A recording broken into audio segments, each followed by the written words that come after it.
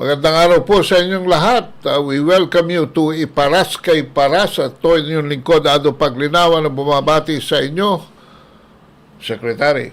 Magandang hapon po mga kababayan. Ito po si Paring Ado. Magandang hapon Paring Ado. Hapon. Magandang hapon muli sa ating mga mahal na mga kababayan. Lalo na naghihirap ang ating mga kababayan. Mahal ang presyo ng bigas. Mahal ang presyo ng sibuyas. Mahal ang presyo ng oil, langis. Mahal ang presyo ng kuryente. Tapos, pinarusahan pa tayo ng Diyos.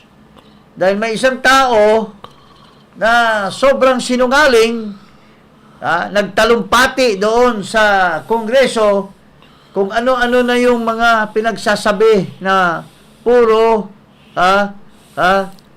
kabulastugan, puro kasinungalingan, puro dinagdagan ang mga datos para lang magtatawanan at magsisigla ang kanyang mga nanonood. So, yun po ang ating mga kababayan ngayon. Hirap na hirap sa buhay. Lalo na itong nabahaan ang laki-laki ng pinsala nila sa kanilang mga tahanan, mga kababayan. Yun po, Paring Ado. Ano masabi mo dyan sa tinasabing Well, I don't... At yan, tatalakayin natin mamaya. Kasi isa yan sa mga kanyang binanggit sa kanyang SONA. Oo.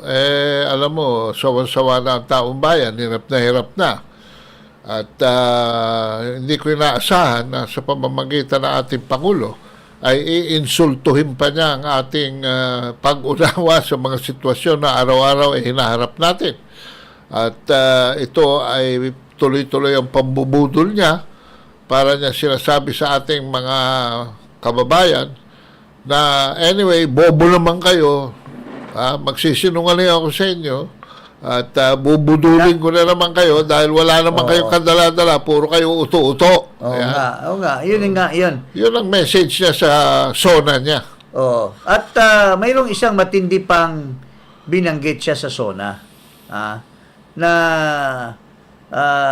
masabi mong very controversial ito.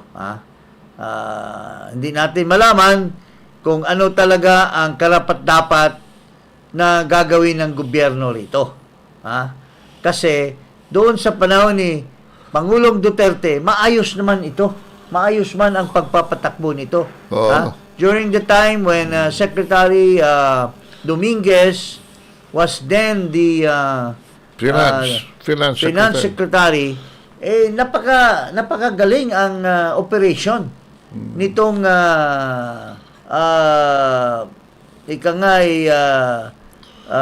laro na ito.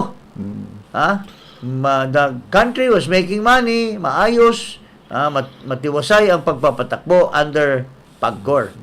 Pero bigla na lang ito ngayon nagkabuhol-buhol magmula sa the last 2 years at almost 3 years na pamunuan ni Marcos, nagkabuhol-buhol na itong laro na ito. Siguro mga kababayan, pakinggan natin si Marcos kasi mukhang tinutulak siya ng husto sa mga senador at ibang mga congressmen na patayin na itong laro na ito, itong tinatawag na POGO, Philippine Overseas Gaming Operation. Ito po, pakinggan natin yung talumpati niya sa kanyang SONA. Okay? At ngayon po, naririnig po namin ang malakas na sigaw ng taong bayan laban sa mga pogo. Disguising as legitimate entities, their operations have ventured into illicit areas furthest from gaming, such as financial scamming, money laundering, prostitution, human trafficking, kidnapping, brutal torture, even murder. The grave abuse and disrespect to our system of laws must stop. Kailangan nang itigil ang panggulo nito sa ating lipunan at paglalapastangan sa ating bansa.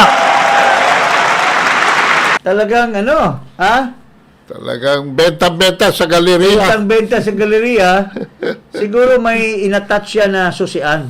Kasi, maski itong mga luko-luko na ito, maski deep inside them, apektado sila, marami diyang kumikita sa Pogo Pero para pakitang tao, sinusian para lang tumawa at magpalakpak. Pero deep inside them, karamihan dyan, ayaw na alisin ang Pogo. At saka hindi mamamayan na nagpapatanggal sa Pogo. Oo, sabihan niya, Meron mga na mamamayan nagpapatanggal sa Pogo. Napakasinungaling mo, Choy. Tingnan natin ngayon, Pati yung kanyang bully boy na nagpapatakbo ng PAGCOR, ang lakas ng palakpak. Si Pugito. Ngayon, tanongin natin, kung siya ba'y nasisiyahan talaga sa kanyang kalooban kung alisin ang Pogo. Ito, si Mr. Altenco. Pakinggan natin ito, si Mr. Altenco. Ito. Nagpapahabol. Nagpapahabol na wag daw alisin ang Pogo.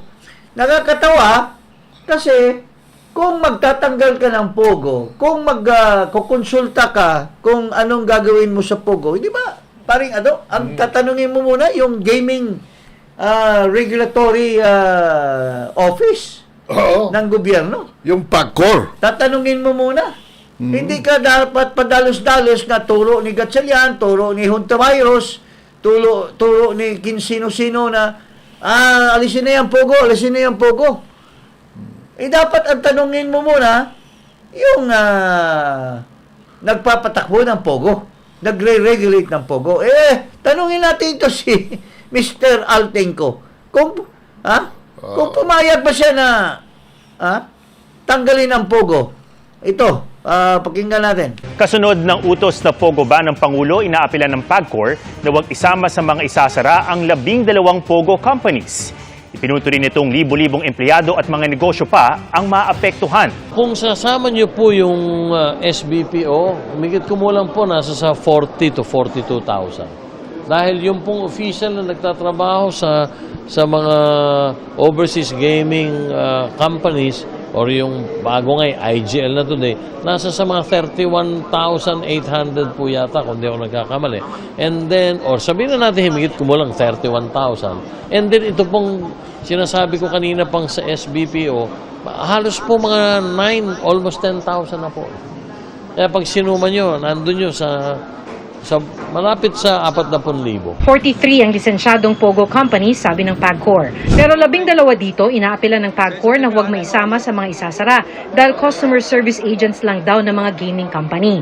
Aayusin pa lang ang exit plan ng mga Pogo, pati kung may habol ang mga kumpanyang ito dahil may mga napirmahan ng mga kontrata. Yun nga ang isa sa aking inutos kaagad kaninang umaga sa ating legal department ng PAGCOR. Tama ka. Dahil sa baka balikan ako.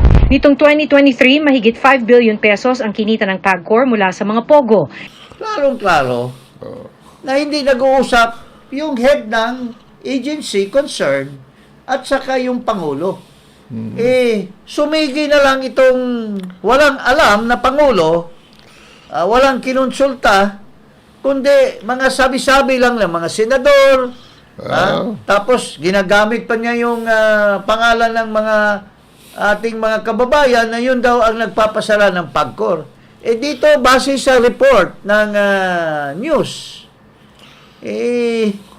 ang daming mga tao na Pilipino na nakasalalay ang trabaho nila dyan. Ha? Oh. 31,000 ang directly employed by the POGO and about 40,000 are in the ancillary services. Total of about 70,000 yan. Yes. And sa makatuwid, dahil dyan, at sabi ni Tenko, marami na daw nakapagbayad. At Oh, paano nangyari na nag-announce si McCoy oh. Junior na ibaban ang Pogo? Yung kanyang manager sa PAGCOR, kumuha na ng pera. Kumubra na ng pera sa PAGCOR. Legally and illegally. Legally and, I don't know if illegally, but sinasabi niya, baka akong balikan yan. Marami na nagkotok yan. So, ibig ko sabihin, paring Al, hindi ka kinonsulta ng bata mo, si Makoy. Alam ba yan? Alam ba yan ng tao? Bakit galing ba yan sa, sa kama, natulog? Tapos bigla na lang pumunta sa Congress? Hindi ka man lang, pinatawag at tinanong, paring Al, ano ba ang masasabi mo dito tungkol sa Pogo? Go ba natin? Paring Al, Kasi- alam ba yan nung kaklase mo sa Ateneo Law School? Ha? Nakasiping ni Marcos araw-araw? Marami na daw nakabayad. Mayroon daw hinahabol. Alam mo, pare, Bayad na matrikula pero pasasara yung eskwela. magkakagulo na naman yan at magkakaroon na naman yan ng nakawan at corruption. Ang ibig sabihin nito ni Altenco, kasi nagpapahabol siya at nag-a-appeal siya kay Marcos na i-spare daw ang Pogo kasi kumikita, at base doon sa mga news item ay ang mga tao karamihan nagninegosyo at ang kanilang suki na mga bumibili sa kanilang negosyo ay mga empleyado ng Pogo. And it will dislocate them, mga kababayan.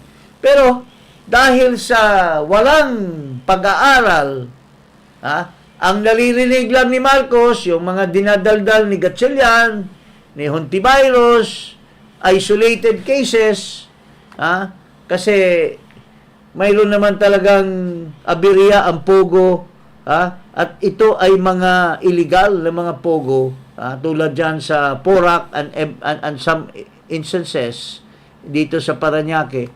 Pero kung i-compare mo itong number of Pogos na ito, na mga isolated cases, compared sa yung mga Pogo na operational, Matino. at matino, malayo.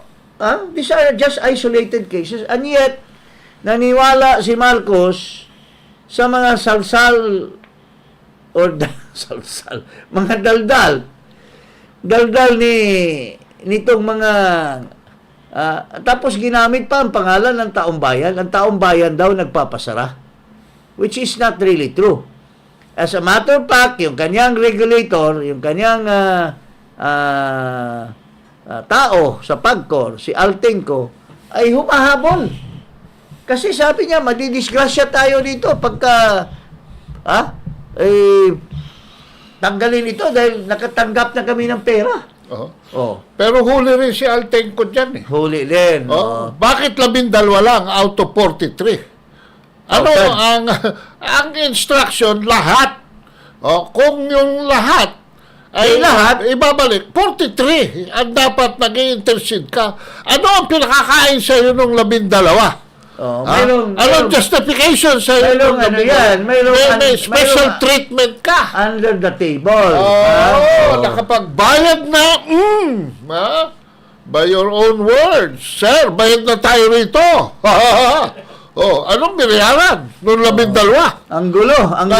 Hindi binayaran nung iba sa 43. Nung in-interview ito si Laguesma, si Secretary Laguesma, kung tinanong kung itong, kasi mga kababayan, parang ano ito parang isang aso na binili mo, ang pangalan niyan ay Big Boy or brownie, binili sa isang store, pagdating sa bahay, brownie pa rin yan, pero papalitan lang ng Pangalan. tali. Oo. Tali, collar. Oh, so a dog with the same collar. Tatawagin So, kayo. sinasabi nila Guesma, so, ibig sabihin, yung Pogo at saka yung IGL, isa lang yan, sabi ni Secretary Laguesma. Hindi, Sa- I don't agree. Sa palagay ko, sabi ni Laguesma, doon sa interview niya kay Pailon, IGL and are all the same. They just changed the name and covered yan sa ban ni Marcos. So suddenly, humahabol si Oh my Tenko, God. hindi pala nakonsulta ito. At gusto niyang i-spare. Anong ibig sabihin niya? Gusto niyang bawiin ang tanggal ng pogo sa bansa natin. Nagsabi ako na I Pakinggan don't natin si Paring Ado dahil mainit siya dito. nagsabi ako na I don't agree. Yes. Why? Kasi mga kabansa, So you don't agree in the opinion na pareho yan. of Laguesma? Oo. Okay. I don't agree with Laguesma. Bakit? Pag IGL na ho yan, panibagong matrikula na naman ho yan. Panibagong lisensya na naman ho yan. Panibagong koleksyon na naman ho yan. Panibagong kutungan na naman ho yan. Kaya nagpapahabol kasi yung 12 daw ay nakakubra na daw sila. Nakakubra na at pinahabol niya kay Makoy. Makoy, spare mo naman ito kasi mayroon ka akong kapartner dito na isang babae. Mayroon akong isang kapartner na isang babae na mukha po. yun ang nag-recommend nitong 12. Kailangan ma-spare mo ito. Baka mabolja ka ng babae na yun. Parang ganon. So, mga kababayan, mayroon ba na magandang nangyari itong gobyerno na ito? Mayroon bang mga magandang pagtuunan ng pansin itong SONA na ito? Meron ba dapat palakpakan dyan? Kasi mga kababayan, kung tuusin mo talaga itong Pogo, it means well for the Filipino people. Except that nagka-pandemic tayo, nawala ng mga trabahante. So, nag-away-away ito ngayon, nagbabawian ng mga trabahante to the extent that they will even pay $1 million just to get hold. Dahil nagkakulang po ang mga trabahante ng Pogo because of the pandemic.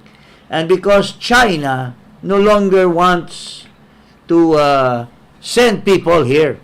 Ngayon, maraming pinapatayo ng mga Pogo.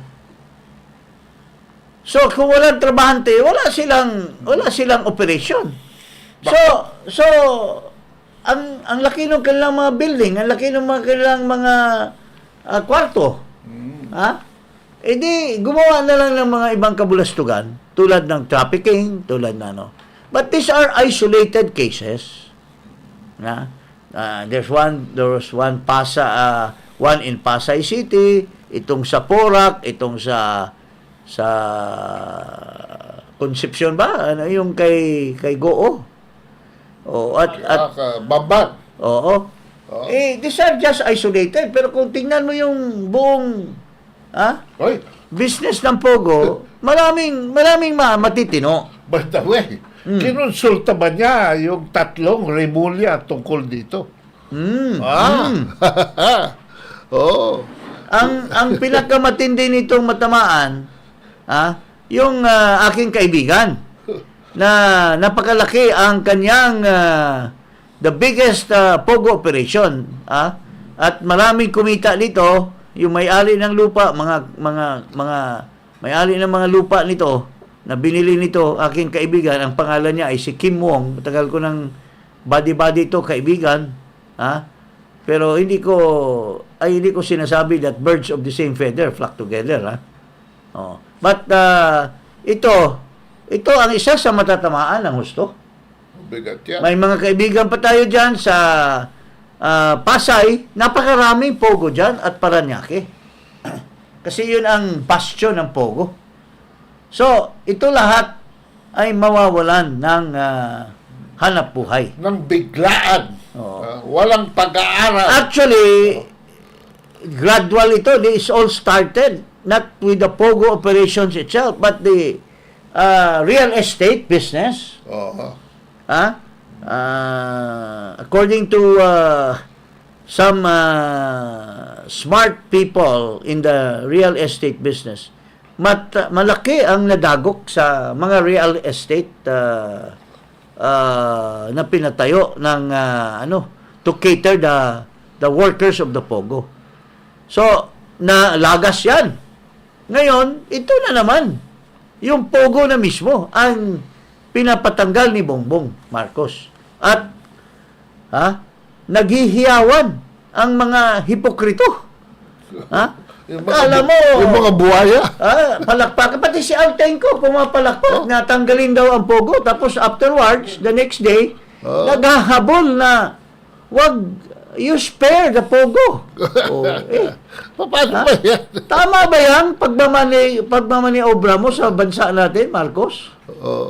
Kakahiya ka, Ay, Marcos. dapat kung tatanggalin walang pag-aaral talaga ito si Marcos para lang patayuin at magpalakpakan ang mga tao na nanonood sa kanya. Tsaka yung quotation na binasa niya was para bang iniakit niya yung sarili niya na siya pulchritude of moral value.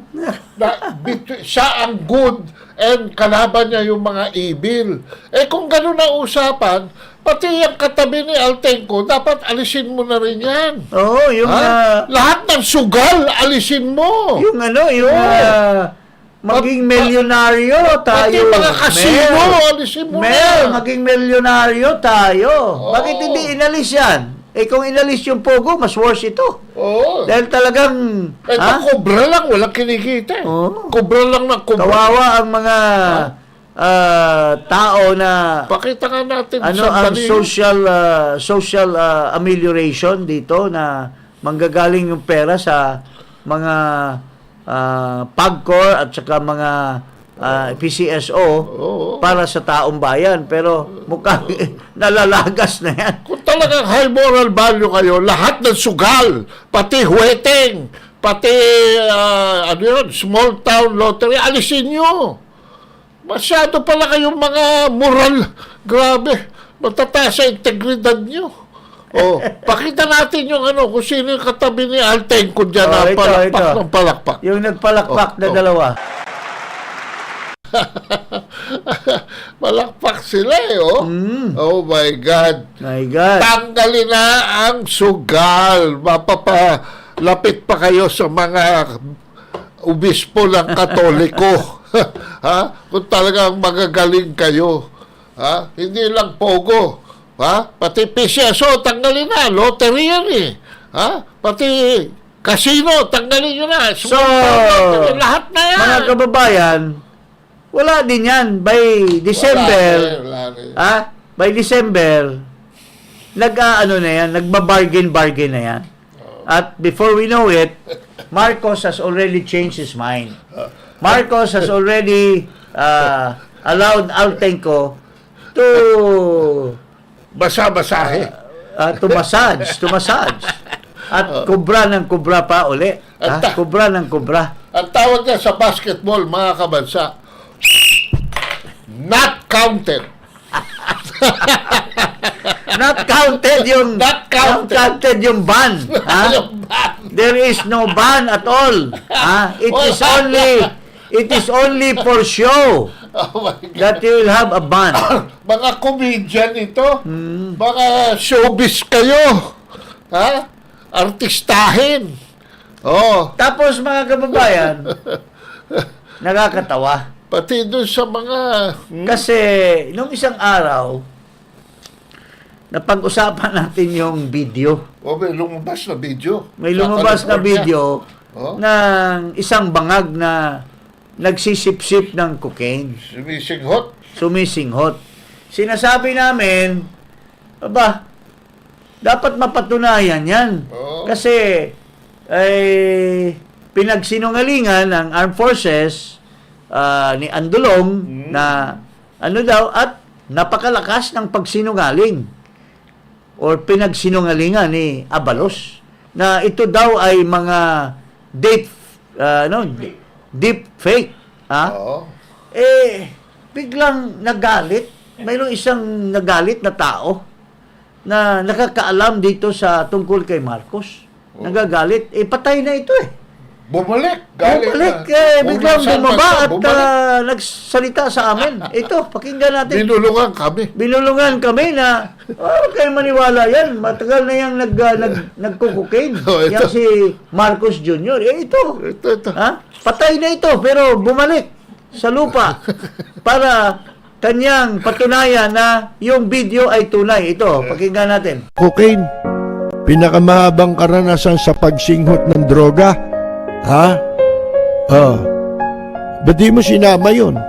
Sana sinama mo. Sino ba ang may pinakamahabang karanasan sa pagsinghot ng droga? Mga kaibigan, anong dahilan at kakandidato kang presidente?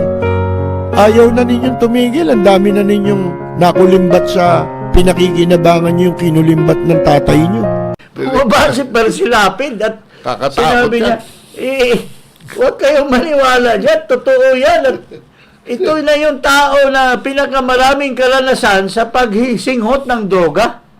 At dapat sana tama na, huwag kang tumakbong presidente dahil hindi mo na kailangan yan Ang dami ng kinulimbat ng tatay mo na makapagpayaman sa inyo pa ng gusto. Yun ang sinabi ni Percy Lapid. Nabigla na lang kami. Biglang humagusos yung hangin Nakita namin si Lumabig yung kapaligiran. Hanggang umano si Percy Lapid na, parang may huwag kayong magsinungaling. Matagal na kayong suminghot ng droga, ng cocaine. Nako. Kakanervyos siya. Now, ano ba? Ano ba talaga ang totoo? At pakinggan nyo na. Mayroon kaming tinatanong na isang tao at yan, doon sa isang episode namin.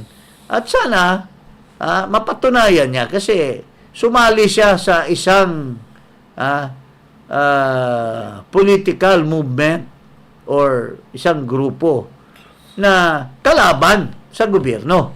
Ang tawag niyan, oposisyon. Pag oposisyon ka, patay kung patay ka, di ba? Oh, yes. Till death do us part. Yeah. Maski makulong ka, ikaw ay magpakatotoo kasi nilalabanan mo ang gobyerno at ikaw ay lumalaban at ipagpatatag mo yung sarili mo. Hindi ka selective. Kasi galit ka doon sa asawa, galit ka doon, pero yung husband, ano ka pa rin, best friend ka pa rin, at pinagtatabunan mo yung kanyang mga pitfalls, kanyang mga kabulastugan, ayaw mong sabihin. So paano ka maging kumpleto na isang leader ng isang oposisyon kung hindi ka man mag-all out? You won't not come clean. Yun po ang pinag-usapan namin doon sa isang episode, and I hope the people will watch it cautiously, thoroughly, With an open mind. And he himself also shall open his mind, rather than asking the person na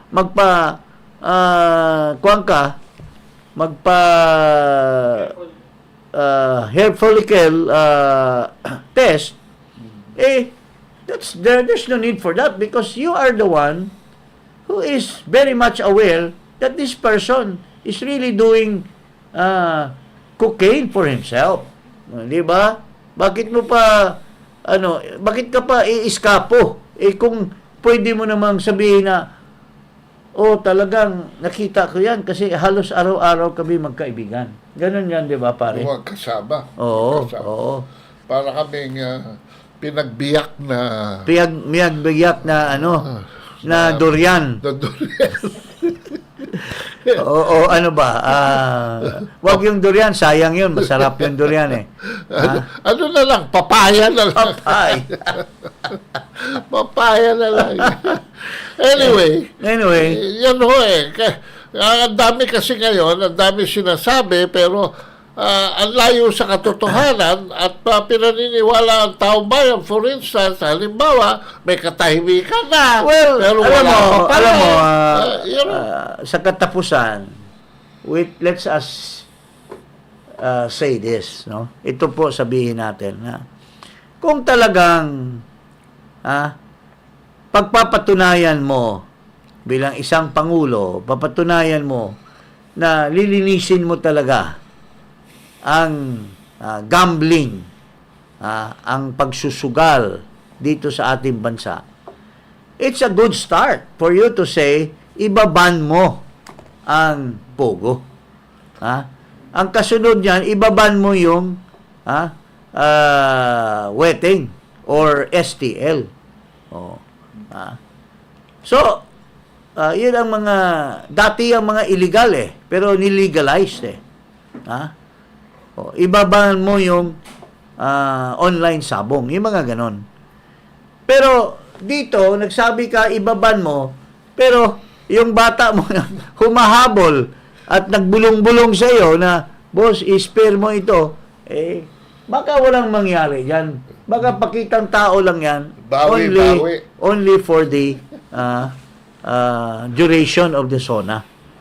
Yun ang pinakamasama na gawin mo, Mr. McCoy Jr. Dahil niloloko mo kami na taong bayan. Wag naman. Gutom na kami, naghihirap na kami, dahon mga na kami. kababayan, ating bantayan ito si McCoy, ating subaybayan, ating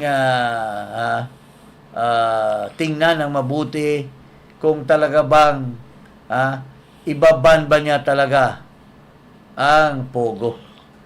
At hindi, after 1 month, after 2 months, nagkaayusan na naman sila ni Mr. Tenko. Oo. So, yun lang po mga kababayan. Huwag kalimutan mag-subscribe dito sa Iparas kay Paras at i-click ang notification bell. Mag-subscribe din po sa YouTube at Ado Paglinawan. Maraming salamat. Magandang Secretary, hapon paalam na mga tayo. kababayan. Paring Ado, magandang hapon at dito tayo sa Iparas kay Paras.